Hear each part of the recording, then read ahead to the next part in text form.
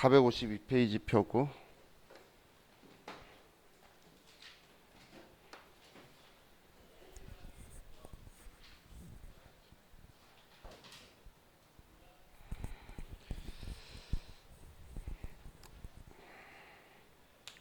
자, 이제 과목별 세무조정에 있는 내용들 이제 조금씩 볼 건데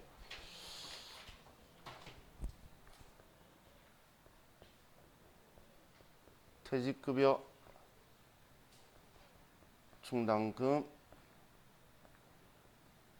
조정 명세서를 자, 볼게요. 자, 우리 회계에서는 용어를 조금 세는데 이게 퇴직급여 충당부채 이런 말을 쓰는데 세법은 충당금이라는 표현을 써요. 그러면 느낌은 그래도 글자 보니까 오시죠? 퇴직급여 충당부채라고 생각하시면 돼요. 근데 우리 퇴직급여 충당부채는 기말에 회계 처리를 할 때 차변에 퇴직급여 얼마 대변에 퇴직급여 충당부채 얼마 이렇게 회계 처리를 할 거예요. 자, 그럼 우리 법인세법의 특징이 표현할 때는 퇴직급여 충당부채, 대손 충당금, 선급비용 이런 자산부채를 말하는데 막상 걔네들이 말은 그렇게 해놓고선 생각하는 건 반대 설정하는 계정은 전부 다 비용이나 수익들을 이야기하고 있어요. 그럼 이 퇴직급여 충당부채의 성격을 보면 이걸 설정하는 건 차변의 비용을 처리하고 있는 거고 얘가 부채라는 거에 관심 있는 게 아니에요. 얘를 설정하는 데 들어가는 우리 반대 계정이 지금 비용으로 인식을 하고 있는 건데 사실 이 퇴직급여 충당부채는 이 비용 인식하기 위해 쓰는 거지 직원의 퇴직금을 실제적으로 모으고 있는 게 아니죠. 그래서 옛날부터 이제 이걸 회사가 모아둔다고 회계 처리만 하지 실제로 안 모아둬서 우리 직원들이 퇴사했을 때 퇴직금 보장을 못 받는 거예요. 그래서 이것 때문에 퇴직연금 상품에 가입하라고 이제 법이 강제적으로 이제 제도를 만들었고, 근데 한 번에 만들 수는 없겠죠. 그래서 이제 법인세법에서 쪼아 나간 게 여기 퇴직급여 비용 인정하는 인정 한도를 조절을 했어요. 한도를. 근데 이 인정 한도를 5%씩 줄여왔으니까 그 할 수 있는 기간은 매우 많이 준 거예요. 1년에 5%씩이니까 꽤 오랫동안 유예 기간을 줬죠. 그러다가 얘가 2016년도에 한도가 0원이 됐어요. 16년도에 0원이 됐다는 말은 이건 다른 말로 바꿔서 말하면 이제 이렇게 회사가 회계 처리하는 이 비용은 하나도 비용으로 인정 안 하겠다는 거예요. 그럼 쉽게 예를 들면 퇴직금 1억을 설정했어요. 올해 추가되어서. 그러면 1억 인정 안 할 거니까 세금 2천만 원 내. 그 이야기예요. 왜냐면 20%가 법인세에 걸리면 그게 지금 이 퇴직급여 충당금 조정 명세서의 이제 기본 베이스예요. 그럼 이 퇴직급여라고 했던 건 지금 비용 인정 안 한다는 거죠. 그럼 지금 내가 이렇게 설정을 했을 때 비용 인정 안 하니까 이 금액만큼을 우리는 설정하게 된다면 이렇게 세무 조정을 할 거라는 거예요. 얘를 송금으로 인정하지 않는다. 퇴직급여 충당금 한도가 0원이니까 한도 초과가 되었다. 얼마. 자, 이제 얘를 소득 처분할 건데 법인세법은 지금 이때 설정할 때 실제 퇴사가 아닌데 설정할 때는 인정 안 할 거다. 그럼 언제 인정할 거냐면 실제 퇴사가 발생했을 때 인정하겠다는 거예요. 근데 우리 회계에서는 실제 퇴사가 발생하면 퇴직급여라 처리 안 하고 퇴직급여 충당부채라고 처리하죠. 그럼 회계상에서는 비용 처리 안 하고 있는데 그때 얘가 없어지는 만큼 우리는 비용으로 인정하겠다는 거니까 지금 말고 나중에 해줄게 그 이야기죠. 타이밍의 차이죠. 그래서 얘는 유보 발생으로 둘 거예요. 유보 발생으로. 자, 이 세무 조정이 올해 단기에 설정한다면 전액 이거예요. 올해 설정하면. 근데 이거는 그래도 아직 우리 퇴직연금 상품 제도를 이용한다 하더라도 이 계정 과목을 사용하는 회사들이 있었죠. 그럼 상품에 가입되어 있고 연결 계정이라더라도 이 조정은 들어간다는 거예요. 이 자체를, 이 분기 자체를 인정 안 하겠다는 이야기예요.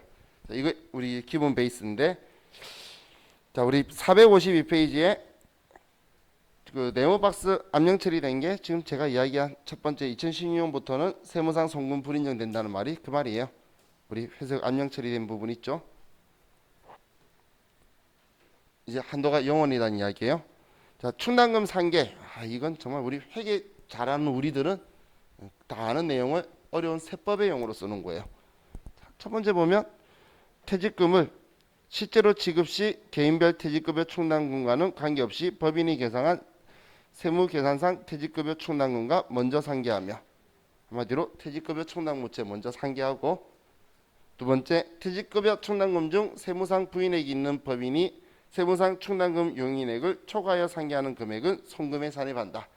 야, 이 세법 말로 하면 도대체 뭔 소리인지 모르겠어, 그죠? 자, 우리 아는 싼 말 표현으로 충당금 초과하면 퇴직급여 비용 처리하는 거 인정할게, 그 소리예요. 야, 그렇게 쓰면 우리 다 알아들 수 있는데 이렇게 적으면 그 말이라고 알아볼 때까지 시간이 좀 걸리죠.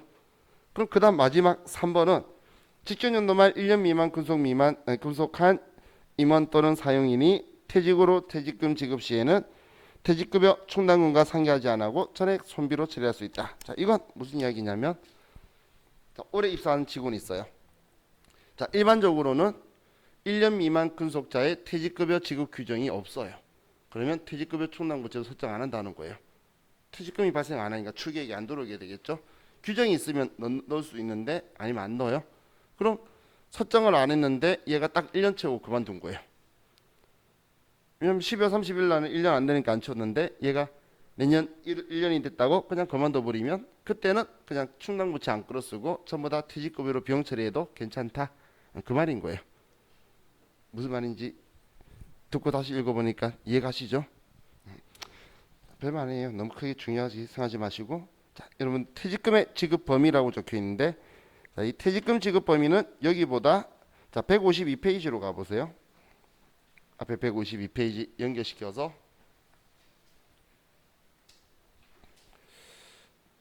자,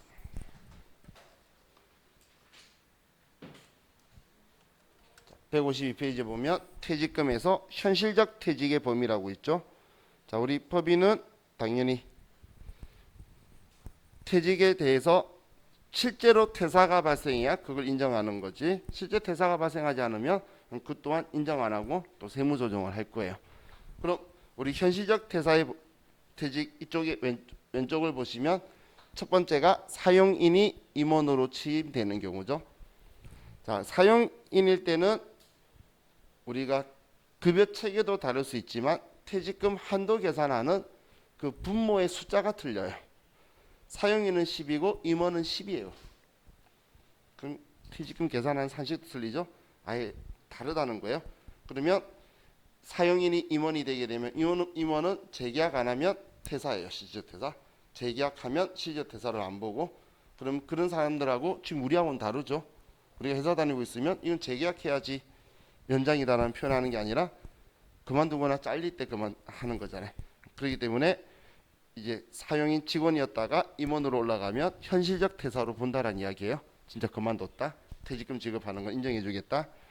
두 번째는 조직 변경 합병 분할로 인해서 그만둔다면, 그것 때문에 합병 분할됐는데 그대로 유지하면 시적 퇴사를 안 봐요.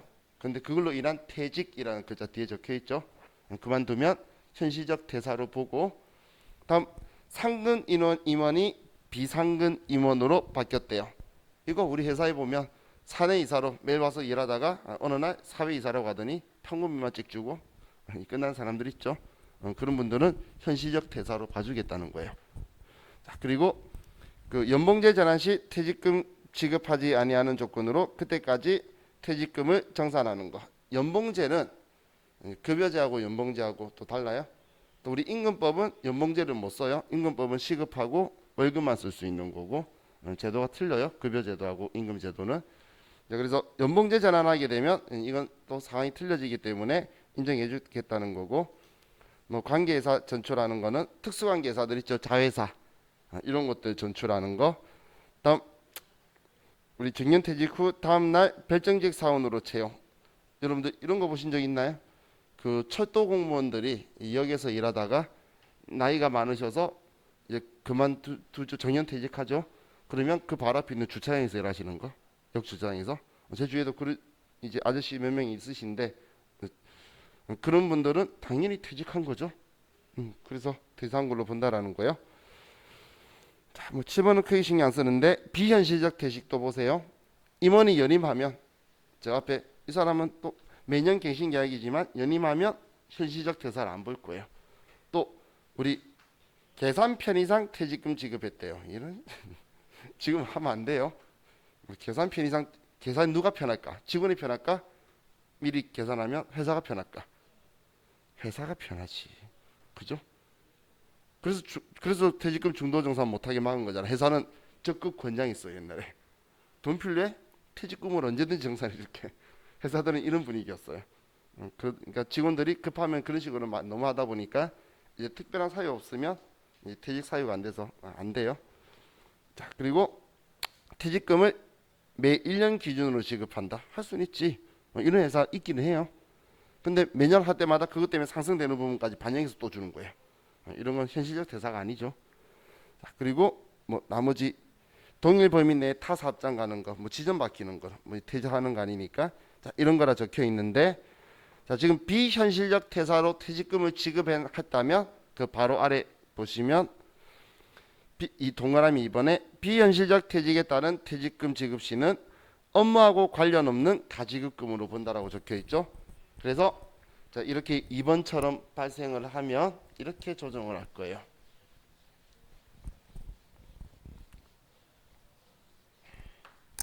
이때는 우리가 세무 조정을 이거 비용 아니야, 업무 무관, 가지급금 얼마 얘는 유보 발생으로. 왜 이렇게 처리하냐면 실질적 퇴사가 될 때 그때 추인해 줄 거예요. 실질 퇴사할 때 저도만큼은 또 더 안 줄 거잖아요 회사는. 그죠? 그럼 그때 얘를 추인하기 위해서 입원을 할 거예요. 자, 그럼 이제 퇴직금 한도인데 퇴직금이나 상여금이나 전부 다 사용인은 한도가 없어요. 우리 법인한테는 다 비용으로 인정해요. 지금 위에 보시면 우리 퇴직금 한도의 사용인은 전액 송금 인정한다라고 적혀 있죠. 근데 아래 한도 초과가 날 수 있죠. 그래도 아래 사용인 보시면 상여금으로 송금 산입하며 근로소득 본다. 결국은 직원한테는 많이 줘도 된다는 이야기예요. 근데 직원의 퇴직금 한도 초과되면 직원한테 퇴직소득이 아니고 근로소득으로 한다는 거지. 우리 회사 입장에서는 그냥 비용으로 다 인정하는 거예요. 우리 회사 입장에서는 직원한테는 이런 규정을 두는데, 근데 우리 그 임원들 있죠. 임원들한테는 이제 규정을 두고 있어요. 정관에서 두는 규정의 한도도 좀 어느 정도 있고, 근데 정관에 규정이 없다면 이렇게 계산할 거예요. 자, 이건 나중에 시간 될 때 외우세요.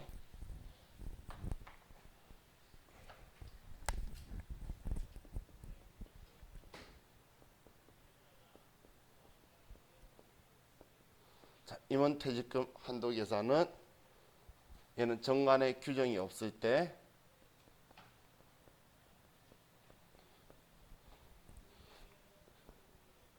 최근 1년간 총 급여 곱하기 10분의 1 곱하기 근속 연수 월할 계산해 줄 거예요. 여기에 있는 이 총 급여는 급여 더하기 상여. 이게 그러니까 그냥 10분의 1만 생각하면 되겠죠. 월할 계산하고 1월 미만은 없는 걸로 하고. 그럼 이걸 왜 제가 왜 나중에 시간 될 때 외우세요라고 표현하냐면, 아니 소득금의 종합계표에서 퇴직금 얼마 줬대. 이 사람이 최근 1년간 급여는 얼마래. 그럼 한도 계산해서 넘어간 걸 송금부산입 임원 퇴직금 한도 초과로, 이제 한도 초과 시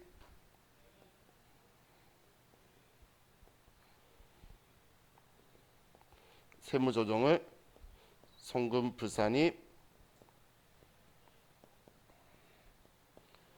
임원 퇴직금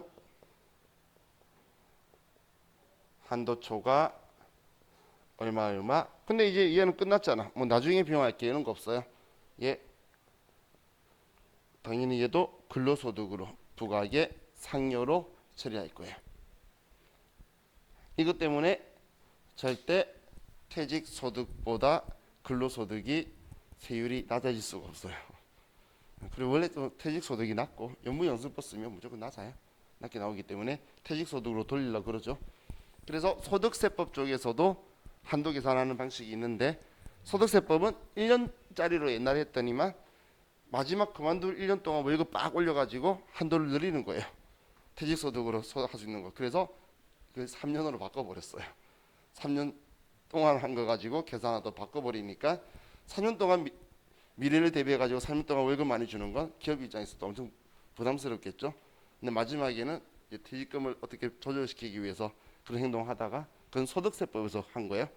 그래서 아마 책 보시다가 3년을 본 적 있으실 거예요. 없나요? 그러면 안 헷갈릴 거고. 법인세법은 1년이고 그 소득세법은 3년이에요. 소득세법은 3년. 자, 지금 이게 이제 우리 계산하는 거고. 자, 다시 돌아갑시다. 다시 우리 452페이지로 돌아가서,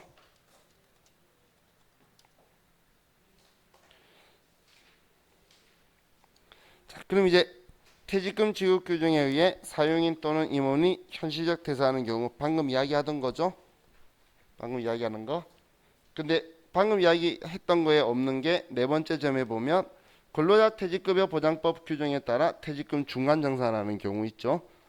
자, 퇴직금 중간정산은 원칙적으로는 안 되지만, 자, 우리가 주택 마련하는데 내 퇴직금이 한 1억 있는데 대출을 5억 받아야 돼요. 그럼 1억이라 줄여줘야지.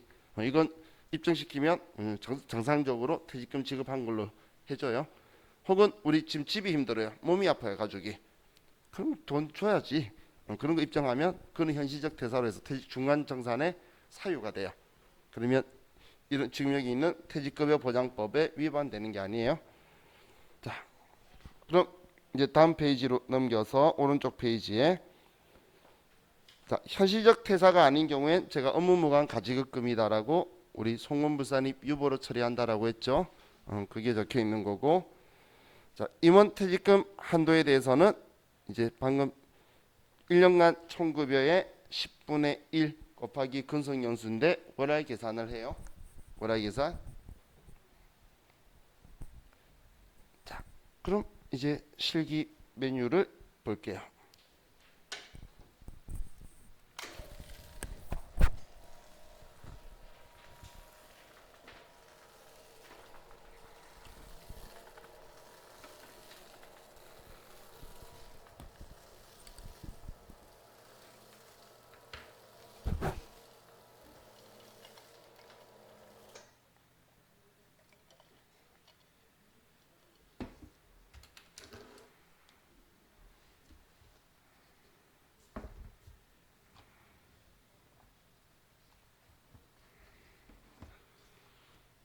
퇴직급여 충당금 조정명세서 작성 사례 보기 전에 9,200번 와서 오늘은 메뉴만 보면 시간이 다 될 것 같아요. 자, 퇴직급여 충당금 조정명세서 와서, 자, 먼저 메뉴 설명드릴게요. 앞으로 계속 서식 볼 때마다 이렇게 번호가 네모 박스에 1번, 2번, 3번이 있고 서식 글자에 1번, 2번 이런 식으로 적혀 있을 텐데, 서식 글자에 적혀 있는 건 원래 이 순서대로 시행규칙 서식에는 되어 있고, 네모 박스는 컴퓨터에서 가급적이면 이 순서대로 작성하라는 이야기예요. 우리 주황색 네모 박스 있죠? 여기 1번, 2번 있는 거. 근데 과거 옛날에 그 우리 디스켓 사용하고 하던 시절이 있어요. 우리 이 시험도 옛날에 디스켓 3.5인치 디스켓에다 위에다 써서 시험 봤었어요. 그러다가 언제부턴가 그 USB 메모리예요. 우리 지금 이런 책 있잖아요. 옛날에 이런 책에 뒤에 디스켓이 붙어 있었어요. 그러다 좀 있다가 CD가 붙어 있다가 이제는 인터넷으로 다운받아라고 바뀐 거예요. 근데 그 시절에는 이 순서대로 안 하면 좀 오류가 나고 반영이 안 됐었어요. 그래서 딱 이 순서에 맞춰서 썼는데 지금은 굳이 안 맞춰도 자기가 알아서 잘 바뀌어요. 그래서 너무 얘는 따질 필요 없어요. 저도 뭐 맞는 것 같다가도 어느 순간 좀 다르게 쓸 순서는 다르게도 해요. 그러니까 너무 이 순서는 신경 쓰지 마시고, 자 그럼 첫 번째 네오막스 1번부터 볼게요. 자 먼저 여기 17번 총급여액이라는 여기는 그냥 직원한테 급여 지급한 거 있죠. 장부상에 급여나 임금이나 상여나 아니면 직원 급여한 거 전부 다 여기에 불러오는 거예요. 근데 불러오기 하면 순서가 문제랑 안 맞아서 문제 있는 거랑 똑같이 입력하면 돼요. 얘는 자 그럼 두 번째는 얘부터 보시면 돼요. 예. 자, 얘 글자 보면 퇴직급여 지급 대상되는 임원 또는 직원에 대한 급여라고 적혀 있죠. 한마디로 퇴직금 지급 대상 총급상여를 말하는 거예요.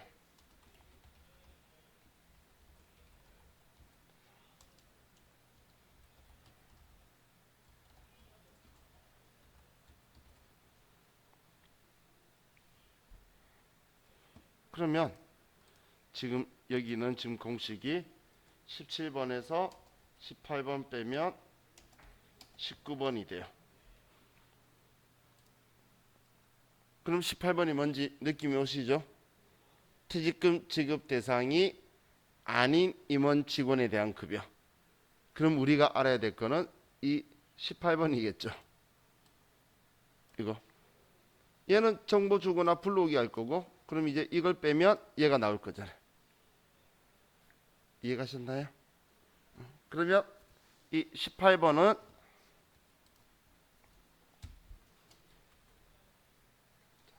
여기 18번은 10번에 들어오는 첫 번째가 우리 실질적 퇴사자의 당해 급여. 그래서 그만둔 사람 있죠? 그만둔 사람도 1월 1일을 그만두지 않을 거잖아요. 그럼 6월달까지 그만했으면 우리 장부 급여에는 6월달까지 급여가 들어가 있을 건데 이 사람은 그만뒀으니까 퇴직금 추계액 산정할 필요가 없죠. 왜냐면 지금 지급 대상자의 급여만 두는 이유가 퇴직급여 추계액 산정할 때 쓰려고 하는 거예요. 그럼 이 사람 거는 이제 필요 없으니까 빼버리는 거예요. 다음 두 번째가 확정 기여형 DC형 퇴직연금 상품 가입자의 급여.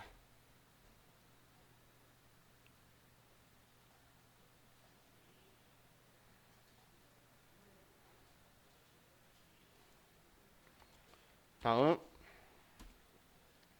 1년 미만 근속자의 퇴직급여 지급 규정이 없는 경우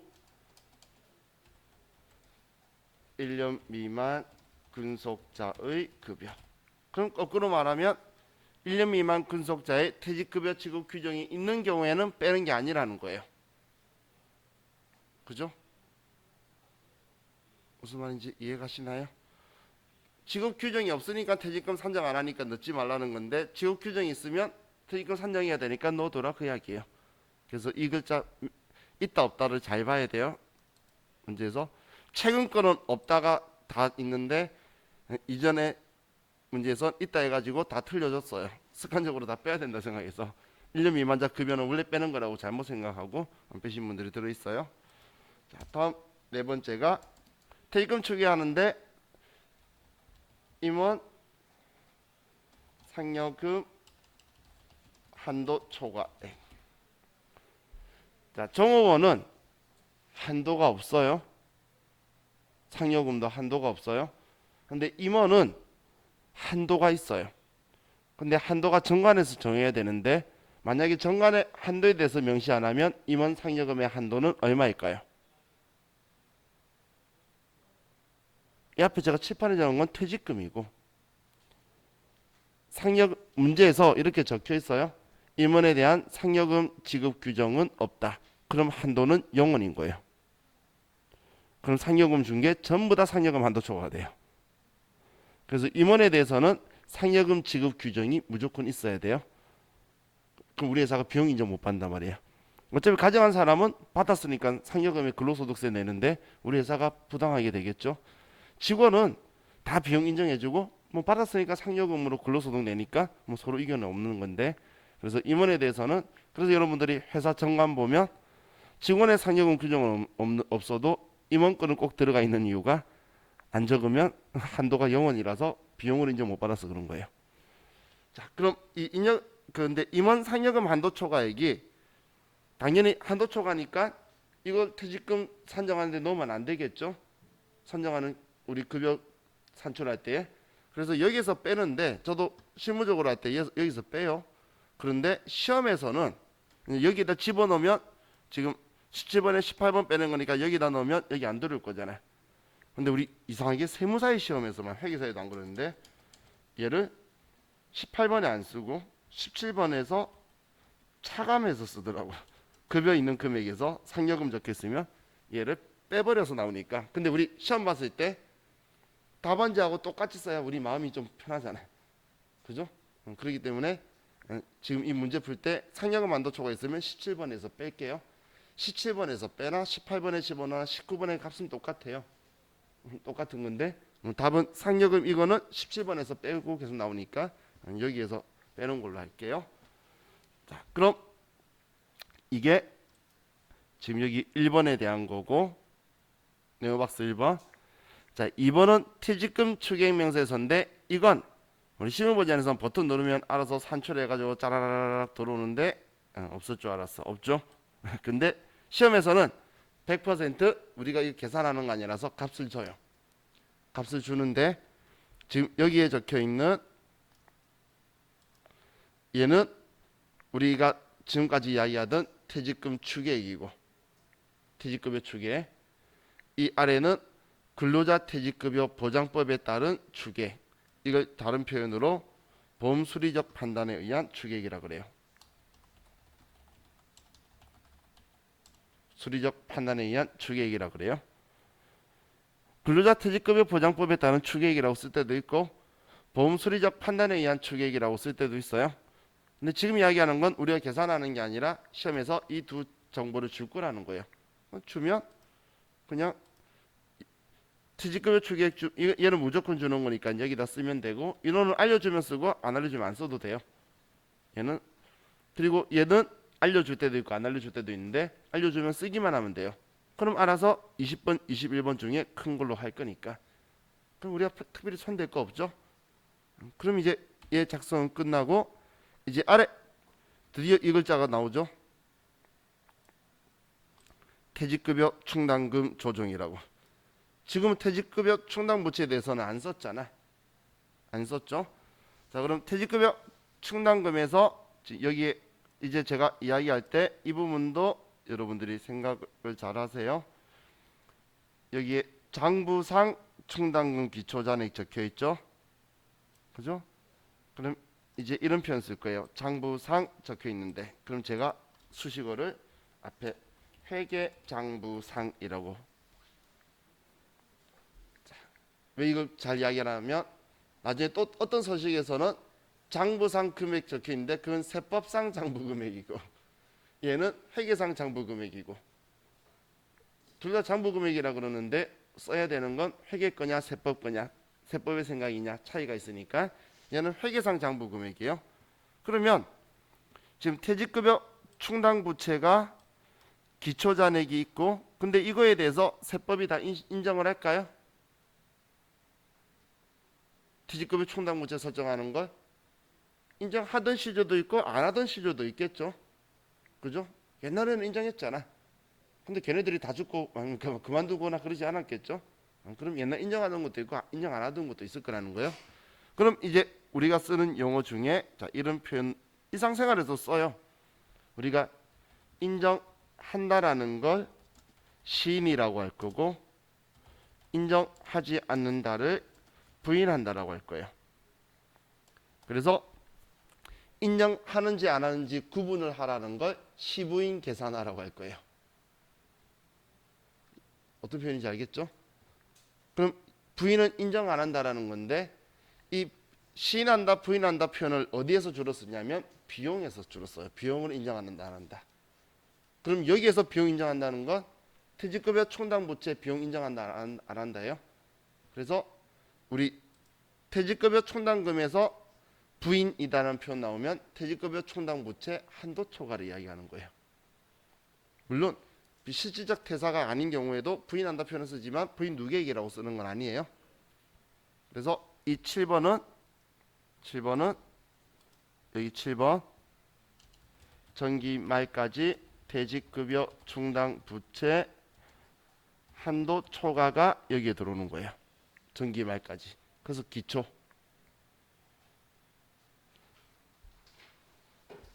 정기 말까지의 퇴직급여 충당부채 한도 초과가 7번이라는 이야기예요. 이런 거야.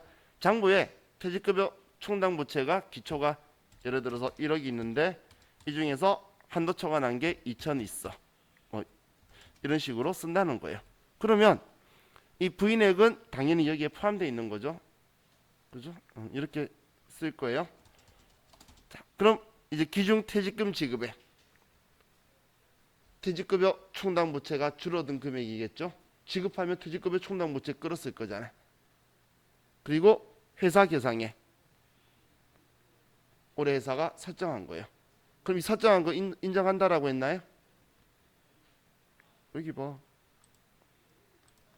몇 퍼센트? 0%. 그래서 여기 회사 계상이 되면 전부 다 한도초가 뜰 거예요. 한도초가. 근데 이거 왜 하냐? 이 여기에서 나오는 산출된 추계액으로 확정금형 상품 가입하는 한도가 나와요. 그래서 내일 지금 이거 하고 나서 이 다음 바로 연금이랑 연결해서 또 할 거예요. 그래서 이 소식은 없어지는 소식이 아니에요. 나중에 내일 이것도 볼 거예요. 이야기할 거예요. 이거 99년도에 사라진 거예요. 아직도 있어요. 99년도에 회사 다니시는 분들이 아직까지 다 안 죽었거든. 회사 다니고 그러니까 회사에서 안 죽었 아직 전현퇴직 다 안 했으니까 남아 있는 거예요. 그럼 지금 여기 계신 분도 퇴직급여 충당부채 설정하던 시절에 회사 다니신 분들 있죠? 우리 지금 내일 모레 회사 그만둘 거 아니잖아. 그러면 아직 한참 동안 퇴직급여 충당부채도 앞으로 한 20-30년은 안 사라질 거예요. 그렇기 때문에 이 소식은 계속 갈 거라 보시면 돼요. 자, 그럼 이제 마지막으로 이거 하나만 보고 끝냅시다. 자, 우리는 이제 잔액조회라는 걸 알 건데 잔액조회가 문제에서 정보를 주면 문제 정보 쓰는데 회계상의 그 장부 내역을 쓸 때는 이렇게 장부 조회하는 거 줄 때가 있어요. 그럼 퇴직급여 충당부채 장부 내역 보면 얘가 지금 기초잔액 있죠? 얘가 여기 기초잔액 여기로 갈 거고 단기에 퇴직급여 충당부채가 감소했다는 건 여기 지급한 거죠. 자, 잠깐만요. 혹시 이런 것도 쓰고 싶으면 많이 쓰고 싶으면 다음 페이지 보면 그림이 있거나 아니면 그림에 저처럼 비싸게 써놨거나 아니면 그림이 있어요. 이 책 쓴 사람 다 아는 사람이에요. 그래서 이 책 편집하는 사람도 나한테 와서 수업 듣고 와서 편집하고 그래요. 근데 얼마나 잘 안 해줬으면 계속 그만둬서 이상한 애가 와가지고 계속 오타만 나는데 그리고 증가한 게 올해 설정한 거겠죠. 그래서 얘가 이쪽으로 오는 거예요. 이렇게 서로 연결되어서 삼지창이 된다고 보시면 돼요. 값을 안 주면 장부상 값을 쓰는 곳이라서 여기는 장부에서 줄인 거. 그래서 장부 잔액 조회 가지고 사용하는 경우도 있고 그럼 이 세 개를 쓰니까 값을 다 안 주면 내가 조회해서 사용할 거예요. 그럼 내일 또 이야기할 거지만 이거 하나만 기억하세요. 여기에서는 기말 잔액 안 써요. 계속 기말 잔액 줄 건데 여기에서는 퇴직급여 충당부채 기말 잔액 안 써요. 이 다음 서식에서 쓸 건데 썼던 기억이 있어서 기말자 내고 주면 여기 어딘가에 쓰고 싶어서 계속 들여다보고 있으면서 이상한 곳에 써요. 여기서는 안 쓸 건데 우리가 무슨 값 주면 괜히 쓰고 싶잖아. 그것 때문에 큰일 나는 경우가 많아요.